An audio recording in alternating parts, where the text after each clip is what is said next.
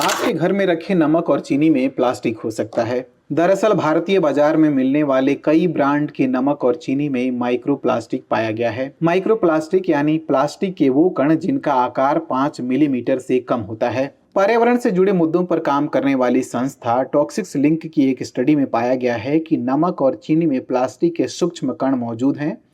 संस्था ने बाजार में मिलने वाले कई ब्रांड के नमक और चीनी के सैंपल को लेकर उनकी जांच की।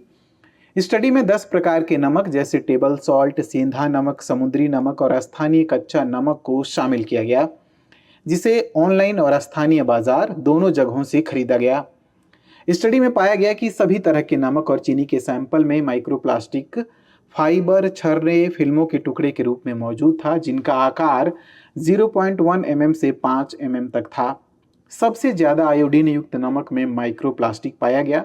स्टडी में कहा गया कि कच्चा नमक या सेंधा नमक की तुलना में आयोडीन युक्त नमक को बहुत ज्यादा प्रोसेस से गुजरना पड़ता है।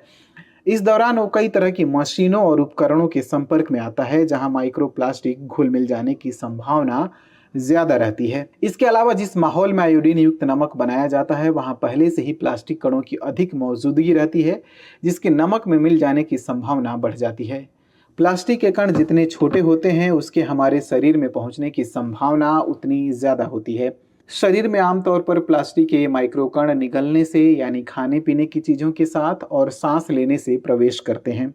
अलग अलग स्टडी में कहा गया है कि माइक्रोप्लास्टिक शरीर को नुकसान पहुंचा सकते हैं। वैज्ञानिकों का कहना है कि अधिक मात्रा में माइक्रोप्लास्टिक कंज्यूम करने से एलर्जी, थायराइड, कैंसर का खतरा बढ़ जाता है। शरीर में प्रवेश कर चुके माइक्रोप्लास्टिक हमारे सेल्स को नुकसान पहुंचाते हैं, जिसकी वजह से शरीर की इम्यूनिटी कम हो सकती है। साथ ही इससे न्यूरोलॉजिकल डिसऑर्डर हो सकता है। इसके अलावा माइक्रोप्लास्टिक आंत के माइक्रोबायोटा में गड़बड़ी कर सकता है, पाचन और प्रतिरक्षा को खराब कर सकता है।